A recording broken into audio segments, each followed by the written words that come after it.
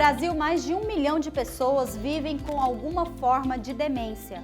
A doença de Alzheimer é a forma mais comum. Segundo dados da Organização Mundial de Saúde, atualmente cerca de 36 milhões de pessoas sofrem com essa enfermidade. E esse número deve dobrar até 2030 e triplicar até 2050. Hoje o Papo Médico é sobre Alzheimer.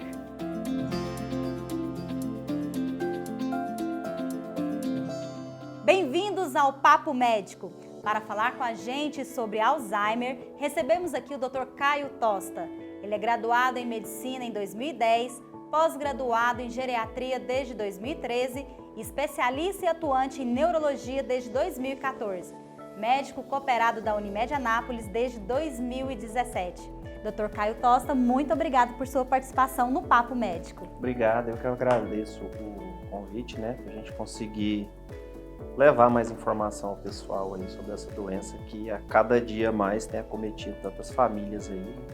Olha, durante a semana nós abrimos uma caixa de perguntas nas redes sociais da Unimed Anápolis e recebemos muitas perguntas dos seguidores e a gente vai responder todas as perguntas aqui durante o nosso programa, então vocês fiquem acompanhando para ter a sua dúvida aqui respondida pelo Dr. Caio Tosta. E a gente vai começar perguntando o que é o Alzheimer, como definir essa doença. Então, o pessoal faz muita confusão com relação ao Alzheimer. Eu atendo muito paciente em consultório que chega lá e fala assim, meu pai não tem Alzheimer, meu pai tem demência. O Alzheimer nada mais é do que um dos tipos de demência. Mais de 50% das demências são ocasionadas pela doença de Alzheimer. Basicamente é como se o seu cérebro perdesse a capacidade de jogar para fora uns lixinhos que vão se acumulando ali, que é uma proteína beta-amiloide, e a hiperfosforilação da proteína que chama proteína tal. Ou seja, esse cérebro dessas pessoas vão perder essa capacidade, isso vai se acumular, e esse lixinho que acumula ali no cérebro atrapalha com que ele funcione ao longo do tempo. Então, quanto mais velha a pessoa, maior o fator de risco. Por quê? Porque eu tive mais tempo para acumular isso daí. Então, quando a gente vai pensar em fatores de risco para a doença, o principal deles é a idade avançada. Quanto mais velho, maior a chance de eu evoluir com a doença. Além da idade, quais são os outros fatores que podem levar a pessoa a desenvolver o Alzheimer? Eu gosto muito de classificar a questão dos fatores de risco, que a gente chama de fator de risco modificável e não modificável. Questões, por exemplo, genéticas. Assim, a doença ela não é hereditária, mas a geneticidade ela passa a ser um fator de risco. Então, se eu tenho parentes com doença, com parente de primeiro grau principalmente, é o fator de risco a mais que eu tenho. Isso também não é modificável, tá? E aí eu tenho os fatores de risco que são modificáveis, então a pessoa consegue mudar isso ao longo da vida para que reduza os riscos. Então, eu tenho que pôr isso na balança. Se eu tenho fatores de riscos não modificáveis, o que eu preciso fazer? Eu preciso trabalhar para que aqueles que são modificáveis, eu trabalhe a meu favor para que eu diminua esse risco. Então, quais seriam esses, os modificáveis? Pressão alta, doenças cardiovasculares, tabagismo, etilismo, infecções prévias, sistema nervoso central, diabetes e um importantíssimo, que é escolaridade, tá? Para mim, abaixo da idade, o fator de risco escolaridade é o mais agravante. Assim, quanto menor a escolaridade das pessoas, maior a chance dessas pessoas desenvolverem esse tipo de doença. Fala um pouquinho pra gente desse último fator da escolaridade. Como que é essa relação? A relação é a seguinte. Eu tenho pessoas com menor acesso a serviços de estudo, de baixo acesso à escolaridade mesmo. Então, por que hoje eu vejo no consultório uma gama tão grande de pacientes com doença de Alzheimer? Que são nossos avós, basicamente. Por quê? Porque na época deles, as famílias não tinham tanto acesso à educação como a gente tem hoje. Então, essas pessoas que hoje são idosas tinham pouca escolaridade. Então, o índice de demência está bem mais alto. Porque elas não desenvolveram o cérebro, não treinaram o cérebro. É o que a gente chama um conceito de reserva cognitiva. Se eu tive muita reserva, ou seja, não só estudo em si, mas assim, se eu tive uma vida onde eu tive muitas experiências, eu estudei muito, eu fui muito exigido, por exemplo, eu tinha um comércio, então eu tinha que estar ali trabalhando na minha cabeça com tudo, colocando ela para funcionar, isso exigiu do meu cérebro, então eu treinei ele, como se fosse um músculo, que treinou e ficou grande, então ele tem mais poder, tem mais reserva. Tudo aquilo que eu tenho mais reserva, Se eu gastar, vai sobrar muito. Se eu tenho um cérebro fraco, que estudou pouco, que, né, foi pouco exigido, o pouquinho que eu perder durante o processo da doença, ele vai me fazer falta. Então aí eu volto naquela questão da funcionalidade. Então o pouquinho que eu perder, eu já vou perder função. E dentre as características da doença, o senhor citou a questão da falta de memória, mas que não é só isso. O que mais a gente pode observar, como identificar que a pessoa está com sintomas de Alzheimer? A gente faz alguns testes em consultório. O mais comum é um teste que chama Mini-Mental. Lá a gente vai avaliar, e assim, é facílimo de vocês verem isso em casa, com familiares, orientação temporal. Eu pergunto pro meu paciente em consultório, que dia é hoje? Que dia do mês? Que dia da semana? Que mês? Que ano? Isso eu vou pontuar para saber quantos pontos ele fez. Outra coisa que eu vou sempre avaliar, orientação espacial. Se ela sabe aonde ela está. E onde ela está é assim, aqui na minha sala, né? Eu estou no seu consultório. Se ele sabe que aquele consultório fica numa clínica, se ele sabe o nome da rua, se ele sabe o bairro, se ele sabe a cidade. Vou avaliar a capacidade executiva dele. A gente pede o paciente fazer alguns desenhos durante a avaliação do consultório. A gente avalia a memória, a gente avalia a atenção, a gente avalia a capacidade que ele tem de fazer cálculos matemáticos. Então, tudo isso são coisas que a gente consegue avaliar. É importantíssimo falar que o diagnóstico da doença ele é muito mais importante quando a gente se baseia nesses testes do que os exames complementares. É importante que se faça, mas é importante fazer para que eu exclua outros diagnósticos. Para que eu saiba que ele não teve um AVC, que ele não teve um tumor, que ele não teve um traumatismo craniano que lesou uma parte desse cérebro. Então é para excluir, mas o exame de imagem normalmente ele não confirma. O que vai confirmar, que vai me trazer uma maior probabilidade, são esses testes que a gente aplica em consultório, que é essa avaliação cognitiva que a gente faz. E falando das características, né, da doença, quando devemos procurar a ajuda de um profissional? É o que a gente falou. Quanto mais precoce for o diagnóstico, eu falo sempre, peque por excesso, né? Mesmo que você vá lá e passou por um profissional e ele vai te falar, não é, maravilha. Então, assim, na menor sinal de que a pessoa está tendo esquecimento, o comportamento não está adequado, né?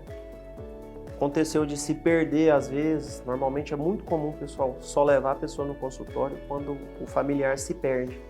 Quando ele já se perde, normalmente ele já está numa fase moderada da doença, porque ele se perde em locais conhecidos, na redondeza onde ele mora.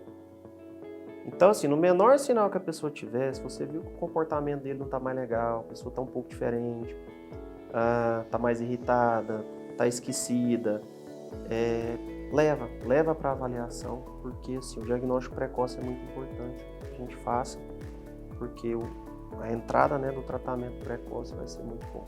Sabemos da evolução da medicina para o tratamento de Alzheimer, mas ainda não tem cura. O que pode ser feito pelo paciente?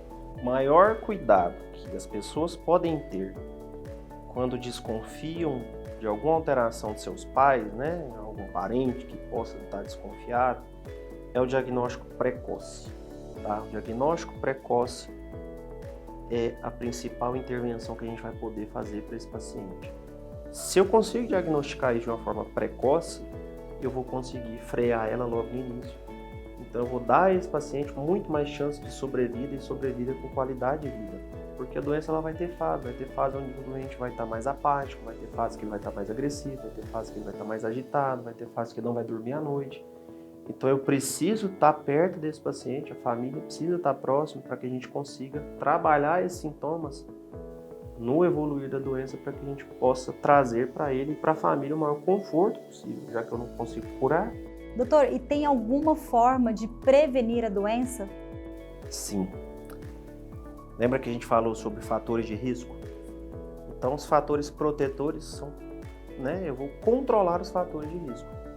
Então, a atividade física é extremamente importante, né, para que eu consiga fazer controle e evitar com que eu desenvolva diabetes, doenças cerebrovasculares, hipertensão. Então, é importantíssimo, tá? Tem alguns trabalhos mostrando que a atividade física de forma moderada, aí, pelo menos 150 minutos de atividade física por semana, ele é capaz de proteger contra a doença de uma forma importantíssima. tem outro fator protetor que a gente tem que lembrar, que a escolaridade é um fator de risco. Ler, fazer leitura. Convívio social é extremamente importante, tá? É um outro fator de risco, é o isolamento social. Idoso sozinho, normalmente vai cursar com demência em alguma fase da vida. Então, assim, façam atividade física. Por quê? Não só para proteção de demência, eu vou proteger contra a maioria das doenças neurodegenerativas e outras doenças, né, degenerativas que vão acontecer com o envelhecer. Então, vou estar protegendo contra pressão alta, diabetes, AVC, infarto. Doutor, em relação aos pacientes diagnosticados com Alzheimer, todos passam pelo mesmo processo da doença durante o período da doença? O processo é muito semelhante ao que vai acontecer com todos. Normalmente ela vai seguir esse padrão, assim, né? Vai começar com essas alterações, normalmente neuropsicológicas, algumas alterações de comportamento. Depois a gente vai cursar com essa questão da perda de memória. As fases, elas respeitam mais ou menos o mesmo tempo. Claro que respeitando a individualidade de cada pessoa, porque cada pessoa tem outros tipos de problemas de saúde, né? Cada família tem um jeito de cuidar. Então, aqueles pacientes que são muito bem cuidados vão normalmente chegar em todas as fases da doença. Então, vai chegar nessa fase de agitação, de agressividade, chegou numa fase de apatia, depois, onde do jeito que você coloca a pessoa, ela fica. E por último, ele vai chegar numa fase onde ele vai acamar. Então, eu vou precisar de cuidar dessa pessoa na cama, trocar fralda e tudo mais.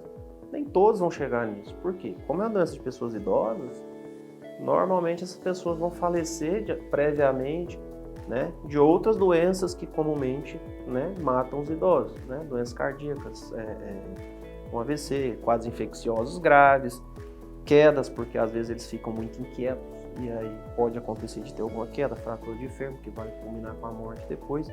Então, se eu consigo cercar de cuidados o máximo possível, eu vou ver todas as fases da doença evoluir de uma forma muito semelhante em todas as pessoas. E uma das perguntas que nós recebemos dos seguidores nas redes sociais foi: pessoas que sofreram traumas cranianos têm mais possibilidade de desenvolver a doença? É um fator de risco até um tanto quanto questionável, mas assim, se a gente for levar em consideração que tipo de trauma que foi que aconteceu, tá? Porque eu vejo muito assim, quando eu tinha 5 anos eu caí e bati a cabeça. É irrelevante isso aí, tá? Mas se a gente for pensar, por exemplo, num jogador de futebol, um lutador de boxe que está ali levando pancada na cabeça, isso aumenta, né? Porque eu estou causando microlesões cerebrais e isso vai reduzir aquilo que a gente comentou agora há pouco com relação à reserva cognitiva. Então é um fator a mais, que aí enquadraria naquilo que a gente falou que seria um fator de risco modificável, tentar evitar esse tipo de coisa. Para a Organização Mundial de Saúde, considera-se idosos pessoas a partir de 60 anos. Alzheimer é uma doença de idosos? Alzheimer é uma doença de idosos. A incidência de Alzheimer no Brasil, no estudo que fizeram em São Paulo, em torno de 7% da população acima de 65 anos. Os estudos que a gente tem no Brasil são todos com população acima de 65 anos.